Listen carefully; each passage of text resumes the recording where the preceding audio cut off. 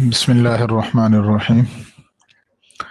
اسلامی عقائد کتاب کا صفحہ نمبر 90 ہے، اور اس میں عقیدہ تھا انبیاء پر ایمان کے بغیر اللہ پر ایمان معتبر نہیں۔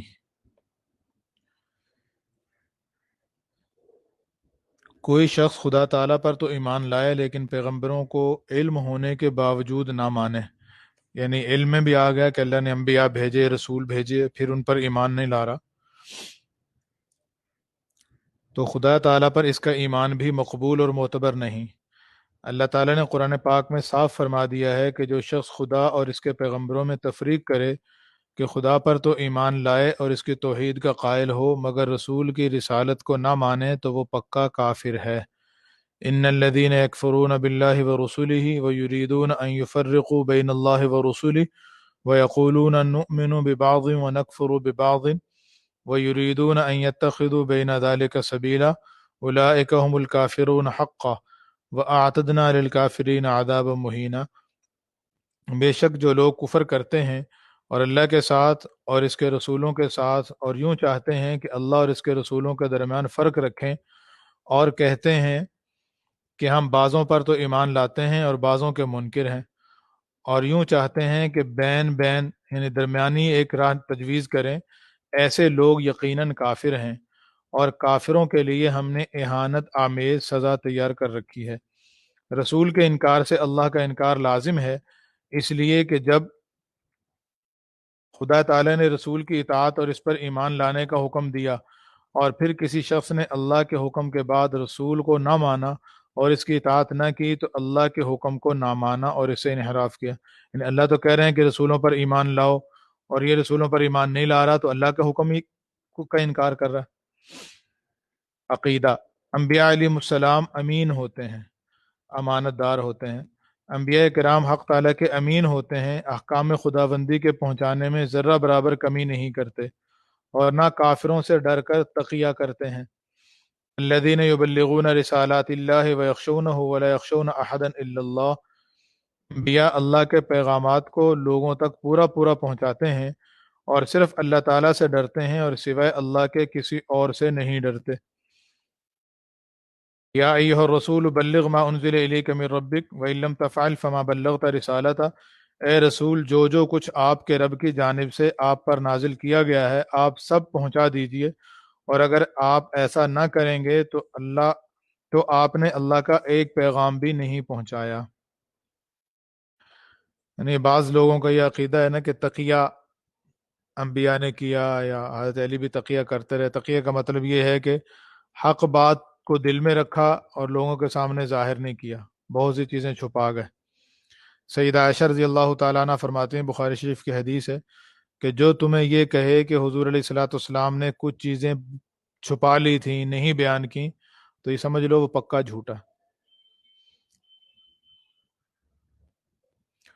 عقیدہ، انبیاء علیہ السلام منصب نبوت سے کبھی لائق معزولی نہیں ٹھہرتے۔ انبیاء کرام اپنے منصب نبوت سے کبھی معزول نہیں ہوتے، اس لیے حق تعالیٰ علیم و خبیر ہیں، اس لیے کہ حق تعالیٰ علیم و خبیر ہیں، کبھی ایسے شخص کو منصب نبوت پر فائز نہیں فرماتے جو آئندہ چل کر لائق معزولی ہو۔ یعنی نبی تھے، نبوت اللہ نے عطا کی، لیکن کسی بات کی وجہ سے اللہ نے ناراض ہو کر نبوت سلب کر لی، ایسا نہیں ہوتا کسی بھی وقت، کیونکہ اللہ تعالیٰ نے جن کو نبی بنانا ہے پہلے سے اللہ کا علم ہے کہ یہ اس لائق ہیں یا نہیں ہیں۔ عقیدہ، سب سے پہلے نبی حضرت آدم علیہ الصلوۃ والسلام ہیں، جو زمین پر اتارے جانے کے بعد بطور نبی مبعوث ہوئے، یعنی پہلے انسان بھی ہیں اور ان کو اللہ نے نبوت بھی عطا فرمائی۔ ڈارون کے نظریہ ارتقاء کا رد، تمام انبیاء میں سب سے پہلے نبی اور پہلے رسول ہمارے جد محترم حضرت آدم علیہ السلام ہیں، جن کو اللہ تعالیٰ نے خود اپنے دست قدرت سے پیدا فرمایا اور اپنی خاص روح ان میں پھونکی اور بالمشافہ ان سے کلام اور خطاب فرمایا اور مسجود ملائک بنایا۔ حضرت آدم علیہ السلام ایک متعین شخص تھے جن سے نسل انسانی چلی۔ قرآن پاک میں ان کی تخلیق کا تفصیلی ذکر ہے، جس سے جدید دور کے نظریہ ارتقاء کی نفی ہوتی ہے۔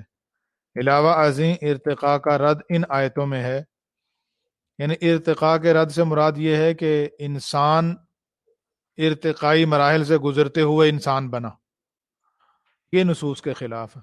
باقی یہ کہیں کہ جی جس چیز میں قوت زیادہ ہوتی ہے، استعداد زیادہ ہوتی ہے، باقی رہ جاتی ہے، کمزور چیزیں ختم ہو جاتی ہیں، اور چیزوں میں تنوع ہوتا رہا، بعض چیزیں پہلے نہیں تھی بعد میں بنی، تو یہ کوئی اسلام کے خلاف نہیں ہے۔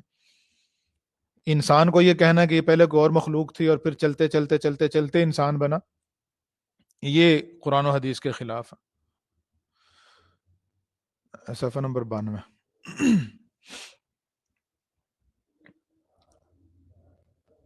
حضرت آدم علیہ السلام ایک متعین شخص تھے، اچھا جی، جن سے نسل انسانی چلی۔ قرآن پاک میں ان کی تخلیق کا تفصیلی ذکر ہے، جس سے جدید دور کے نظریہ ارتقاء کی نفی ہوتی ہے۔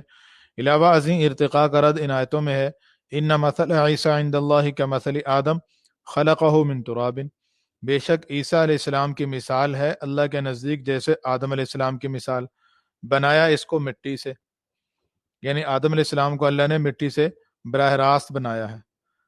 امام رازی رحمۃ اللہ علیہ اپنی تفسیر کبیر میں لکھتے ہیں کہ مفسرین کا اس پر اجماع ہے کہ یہ آیت نجران کے وفد کے حضور صلی اللہ علیہ وسلم کے پاس آنے کے وقت نازل ہوئی۔ ان کے شبہات میں سے ایک شبہ یہ تھا جو انہوں نے ذکر کیا کہ اے محمد صلی اللہ علیہ وسلم، جب آپ تسلیم کرتے ہیں کہ عیسیٰ علیہ السلام کے بشری والد نہ تھے تو لازم آیا کہ ان کے والد اللہ تعالیٰ ہوں؟ تو آپ صلی اللہ علیہ وسلم نے فرمایا کہ آدم علیہ السلام کے نہ باپ تھے نہ ماں، ان کے لیے تو یہ لازم نہ ہوا کہ وہ اللہ کے بیٹے ہوں، تو ایسے ہی عیسیٰ علیہ السلام کے بارے میں لازم نہیں ہے۔ یعنی تمہارا نظریہ یہ ہے کہ چونکہ عیسیٰ علیہ السلام کے کوئی باپ نہیں تھے تو اللہ کا بیٹے ہوا، تو آدم علیہ السلام کی تو نہ ماں تھی نہ باپ تھا، تو ان کو اللہ کا بیٹا کیوں نہیں مانتے؟ جب ان کو نہیں مانتے تو پھر ان کو بھی نہ مانے۔ اسی آیت سے معلوم ہوا کہ حضرت آدم علیہ السلام کے ماں باپ نہ تھے، بلکہ اللہ تعالیٰ نے ان کو اپنی خاص قدرت سے پیدا فرمایا تھا، جبکہ نظریہ ارتقاء کے مطابق ان کے ماں باپ کا ہونا ضروری ہے اگرچہ وہ حیوان کی صورت میں ہوں۔ یعنی ارتقاء کا مطلب تو یہ نا کہ پیچھے سے نسل چلتی آ رہی تھی، بڑھتے بڑھتے بڑھتے بڑھتے یہاں ہے۔ وَبَدَأَ خَلْقَ الْإِنسَانِ مِنْ طِينٍ ثُمَّ جَعَلَ نَسْلَهُ مِنْ سُلَالَةٍ مِّن مَّاءٍ مَّهِينٍ، قرآن پاک میں ہے، اور انسان یعنی آدم علیہ السلام کی پیدائش مٹی سے شروع کی، پھر اس انسان یعنی آدم علیہ السلام کی نسل کو خلاصہ اخلاط یعنی ایک بے قدر پانی نطفہ سے پیدا کیا۔ الانسان میں لام عہد یعنی تعین کا ہے اور مراد آدم علیہ السلام ہیں۔ ان کے بارے میں فرمایا کہ ان کو مٹی سے پیدا کیا۔ ثم تراخی کے لیے ہوتا ہے کہ ان کے بعد ان کی نسل کو نطفہ سے پیدا کیا، مطلب یہ ہے کہ آدم علیہ السلام کی پیدائش اور طریقے سے ہوئی اور ان کی اولاد کی پیدائش دوسرے طریقے سے ہوئی۔ نظریہ ارتقاء کے مطابق دونوں کی پیدائش نطفہ سے ہوئی۔ یعنی یہ اصل میں یہ جو بات بیان کرنے کا مقصد یہ ہے کہ جو لوگ ایسے ہیں جو بالکل ملحد ہیں، جو اللہ اور رسول کو مانتے ہی نہیں ہے، ظاہر ہے قرآن کی دلیل ان کے لیے تو نہیں ہے، یہ دلیل تو ان لوگوں کے لیے ہے جو اپنے آپ کو مسلمان بھی کہتے ہیں، قرآن کو بھی مانتے ہیں، اور ان میں بعض لوگ ایسے گزرے ہیں، معروف لوگ بھی تھے، جو ڈارون کے نظریہ ارتقاء کے قائل تھے۔ ان سے مفتی صاحب نے رحمۃ اللہ علیہ فرمانے لگے، میری بات بھی ہوئی، ملاقات ہوئی، ان سے بات کی میں نے، تو مجھے کہنے لگے کہ جی حدیث کو چھوڑ کے نا آپ صرف قرآن میں غور کریں تو آپ کو بات سمجھ آ جائے گا۔ تو یہ ان لوگوں کی بات کی تردید کی جا رہی ہے جو اپنے آپ کو مسلمان کہتے ہیں اور قرآن سے اس غلط نظریے کو ثابت کرتے ہیں گویا کہ۔ تو یہ بتا رہے ہیں کہ قرآن تو یہ کہہ رہا ہے کہ ہم نے پہلے انسان کو مٹی سے بنایا اور ان کے بعد آگے نسل جو ہے وہ نطفے سے چلائی۔ اس کا مطلب ہے جو پہلے انسان تھے وہ نطفے سے نہیں بنے تھے۔ اگر نظریہ ارتقاء ہوتا تو نظریہ ارتقاء کا مطلب تو یہ ہے کہ وہ نسل تناسل چل رہا تھا، تو اسی طرح بڑھتے بڑھتے انسان بنے۔ غرض نظریہ ارتقاء اگرچہ فی ذاتی ہی محض ایک قیاس آرائی ہے لیکن قرآن کے بالکل خلاف ہے۔ یعنی ارتقاء کا نظریہ کی جو بنیاد ہے اس کی بھی کوئی ایسی ٹھوس دلیل تو نہیں ہے نا کہ ایسا ہی ہوا ہے، وہ ایک امکان ہے، تو جب ظاہر ہے کہ قرآن کے خلاف بات ہوگی تو وہ ہم نہیں لیں گے۔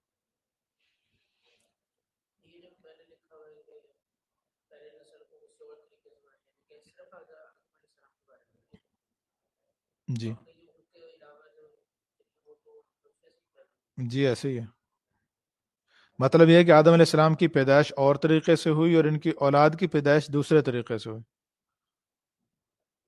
آدم علیہ السلام کے بارے میں اللہ نے کہا نا خلقہ من تراب یا خلق الانسان من طین، مٹی سے گارے سے پیدا کیا، اور ان کے آگے نسل کو نطفے سے پیدا کیا. نظریہ ارتقاء والا جو ہے نا، وہ تو ارتقاء والا کا مطلب تو یہ ہوتا ہے نا کہ وہ کہتے ہیں کہ جب حیات شروع ہوئی ہے نا، یعنی جب بگ بینگ ہوا ہے، اس کے بعد ایسے یہ بھی ڈاکٹر صاحب ایک سوال ہے کہ حیات ایک دم سے کہاں سے آ گئی ہے؟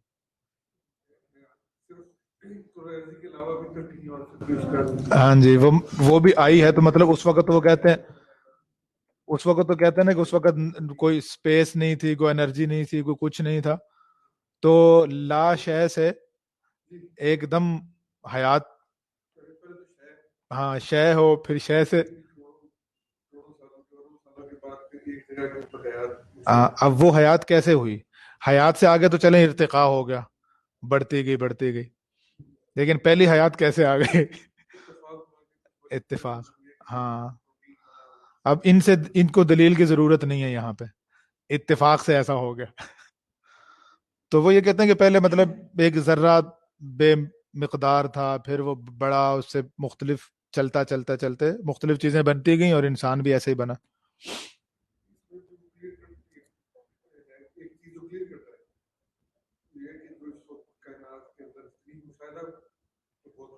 جی جی.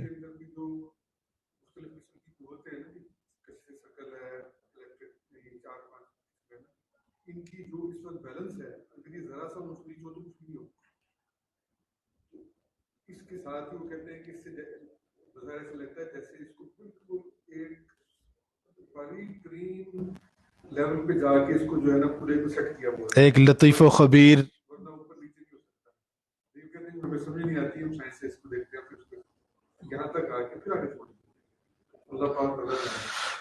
ہاں، اللہ تعالیٰ سمجھ بھی نصیب فرمائے. جی.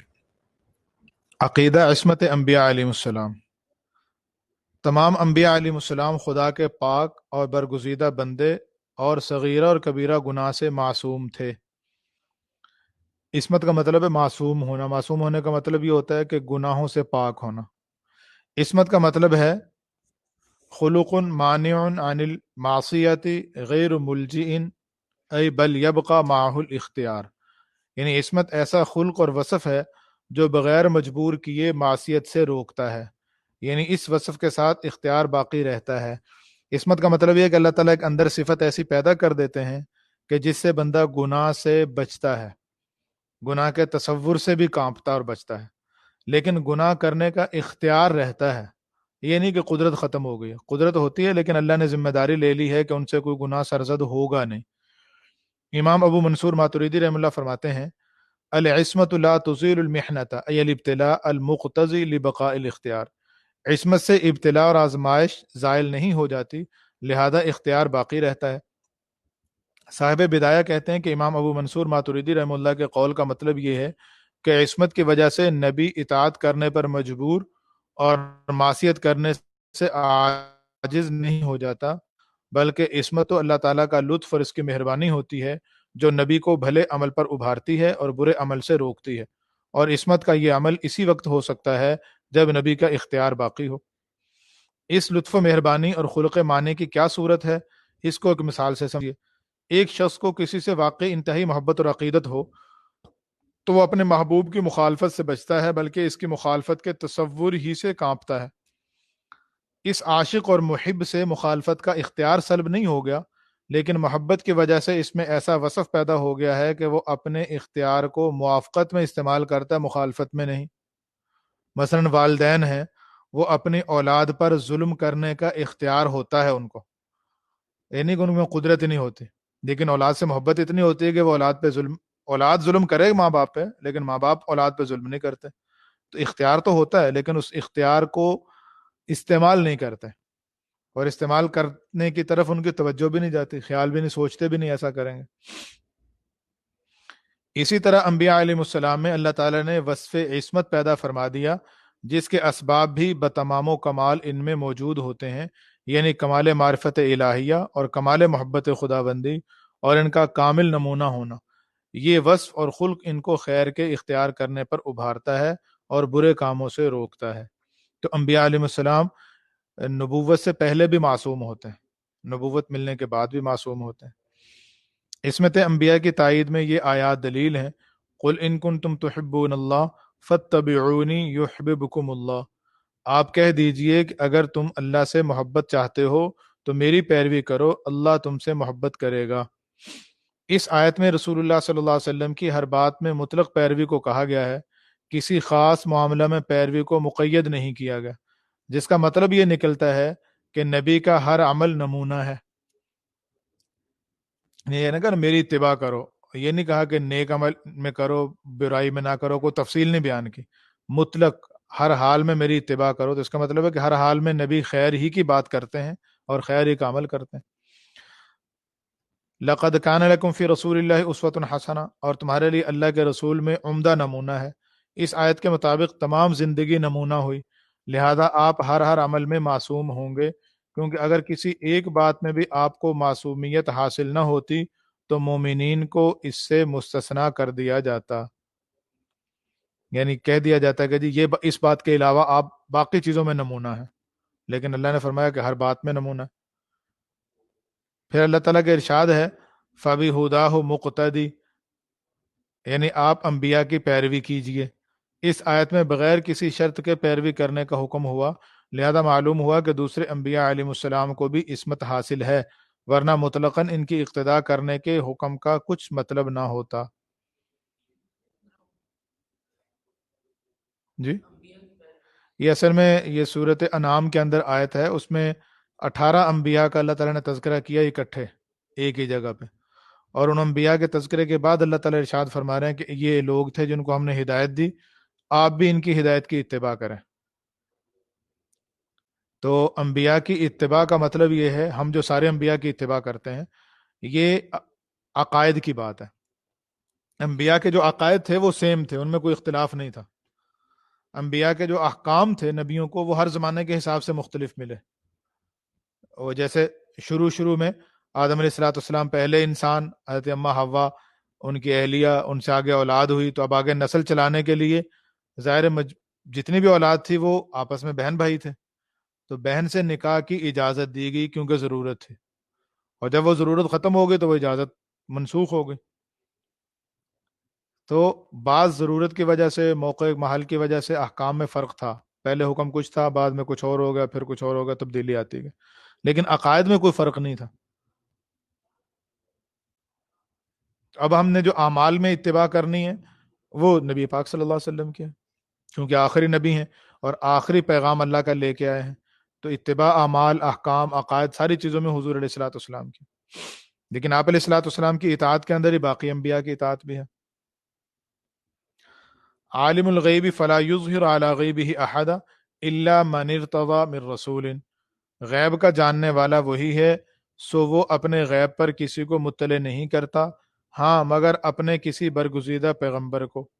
اس آیت میں فعل ارتضا کو کسی بھی شرط کے بغیر ذکر کیا ہے، یعنی یہ نہیں فرمایا کہ اعمال میں یا اخلاق و عادات میں یا اس امر میں اور اس امر میں چن لیا ہے، جس کا مطلب یہ ہے کہ رسول کے تمام ہی امور و عادات و افعال اللہ کے نزدیک پسندیدہ ہیں اور وہ ہر طرح سے صغائر و کبائر سے پاک ہیں۔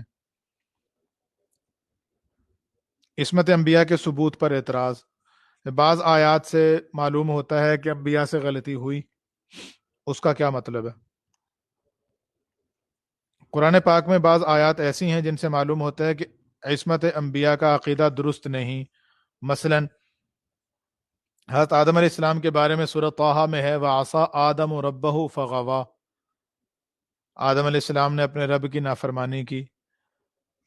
دوسری جگہ پہ حضرت ابراہیم علیہ السلام کے بارے میں سورۃ انبیاء میں ہے بل فعلہ کبیرہم ھذا فاسألوہم ان کانوا ینطقون، جب انہوں نے بتوں کو توڑ دیا اور کافروں نے واپس آ کے پوچھا کہ جی آپ نے بت توڑے ہیں، تو ابراہیم علیہ السلام نے بڑے بت کی طرف اشارہ کر کے کہا اس نے توڑے ہیں، اس سے پوچھ لو۔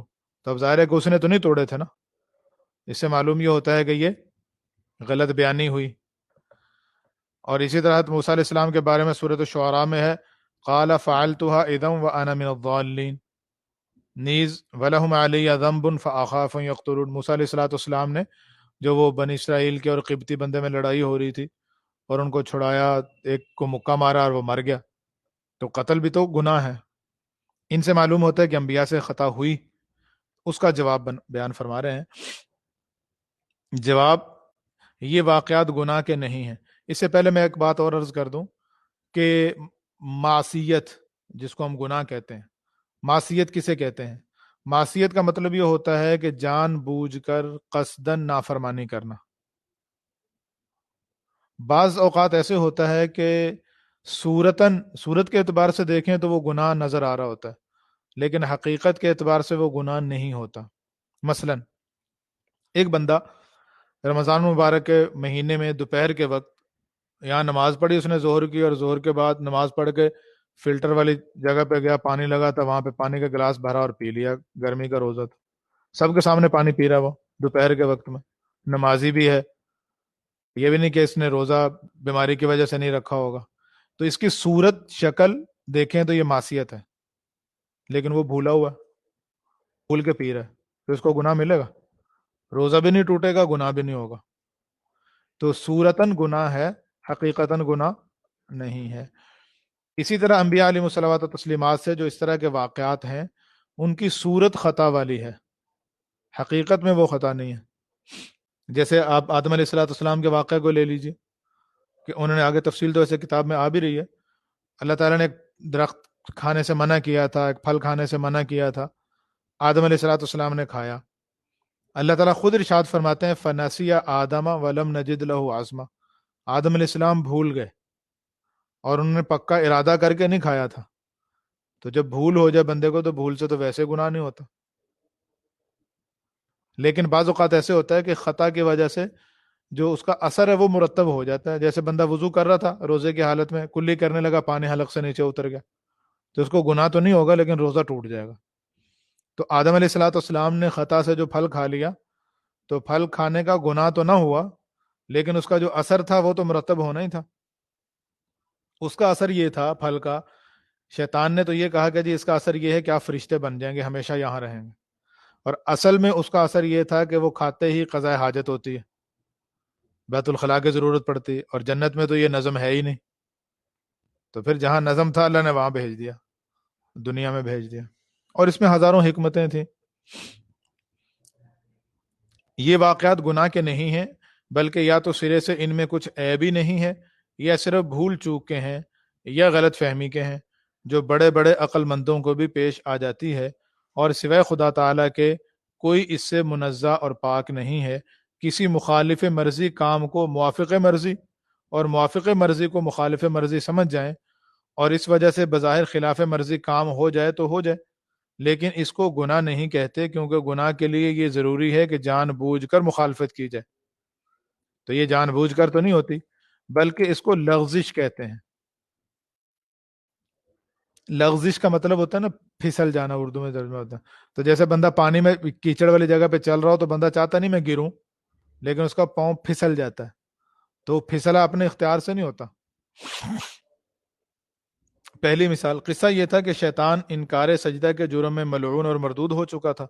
چونکہ یہ زخم اس کو آدم علیہ السلام کی وجہ سے پہنچا تھا، اس لیے ان کا جانی دشمن ہو گیا۔ جب اس نے دیکھا کہ میں تو یوں مردود کیا گیا اور ان کا اعزاز ہوا ہے، اب اس فکر میں لگا کہ کسی طرح آدم علیہ السلام کو ماں ان کی بیوی کے اس عیش و عشرت سے جدا کرنا چاہیے۔ چنانچہ اللہ تعالیٰ نے آدم علیہ السلام کو بھی اس کی عداوت اور فکر آزار رسانی سے آگاہ کر دیا تھا۔ غرض یہ آدم علیہ السلام کے پیچھے پڑا اور ان کو جس طرح ہو سکا بہکانا شروع کیا کہ اصل میں اس درخت کی خاصیت یہ ہے کہ اس کے کھانے سے حیات ابدی حاصل ہوتی ہے یا آدمی فرشتہ بن جاتا ہے۔ یہ شیطان نے آدم علیہ السلام سے کہا۔ قرآن میں ہے پھر کہا ہم نے اے آدم یہ دشمن ہے تیرا اور تیری بیوی کا، سو نکلوا نہ دے تم کو جنت سے، پھر تو پڑ جائے تکلیف میں۔ فوسوس الیہ الشیطان قال یا آدم هل ادلک علی شجرۃ الخلد وملک لا یبلی، پھر وسوسہ ڈالا اس کی طرف شیطان نے، کہا اے آدم کیا میں بتاؤں تجھ کو زندہ رہنے کا درخت اور ایسی بادشاہی جو پرانی نہ ہو؟ شیطان نے کہا تم کو نہیں روکا تمہارے رب نے اس درخت سے مگر اس لیے کہ کہیں تم ہو جاؤ فرشتے یا ہو جاؤ ہمیشہ رہنے والے، اور ان کے آگے قسم کھائی کہ میں یقیناً تمہارا خیر خواہ ہوں۔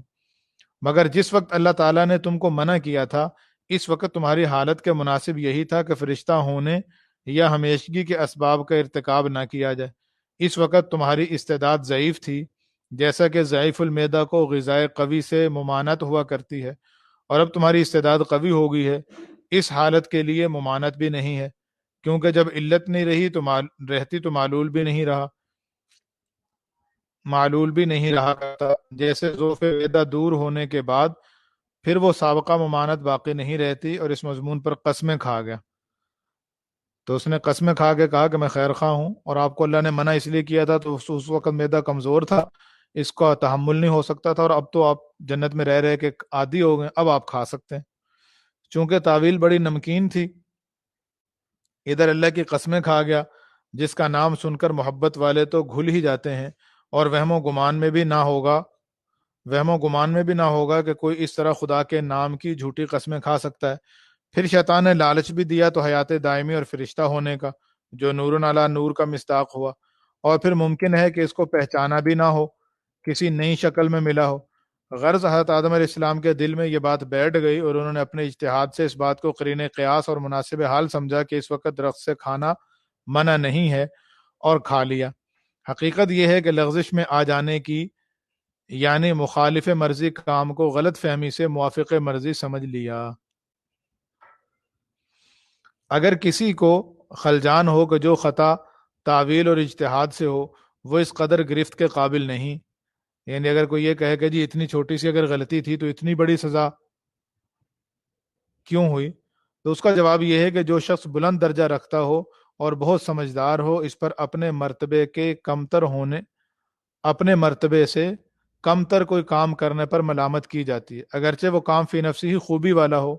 اسی وجہ سے کہا گیا ہے حسنات الابرار سیئات المقربین، یعنی وہ کام جو عام نیکوکاروں کے حق میں خوبی اور نیکی شمار ہوتا ہے، بسا اوقات مقرب اور بلند درجہ والوں کے حق میں خطا سمجھا جاتا ہے، اور حاصل اس کا یہ ہوتا ہے کہ تم نے زیادہ غور سے کام کیوں نہیں لیا۔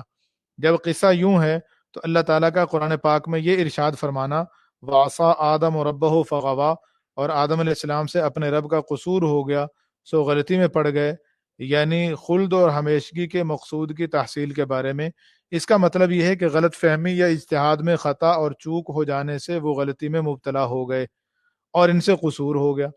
اس کو نافرمانی سمجھنا جو نفس کی سرکشی اور بغاوت سے ہوتی ہے یا نفس کی شرارت سے ہوتی ہے، بہت بڑی غلطی ہے۔ غرض یہ گناہ نہیں تھا، بلکہ اللہ تعالیٰ ہی کے قرب اور محبت ہی کی تحصیل کی کوشش میں خطا اور چوک تھی۔ ان کو یہ تھا کہ ہمیشہ رہیں گے اور فرشتے بن جائیں گے تو ہر وقت اللہ کی فرما برداری میں لگے رہیں گے، تو یہ غلط فہمی ہو گئی۔ اسی کو اللہ نے فرمایا فنسیا آدم علیہ السلام بھول گئے، ان سے خطا ہو گئے، اور بھول چوک ویسے معاف ہوتی ہے۔ ٹھیک ہے، السلام علیکم۔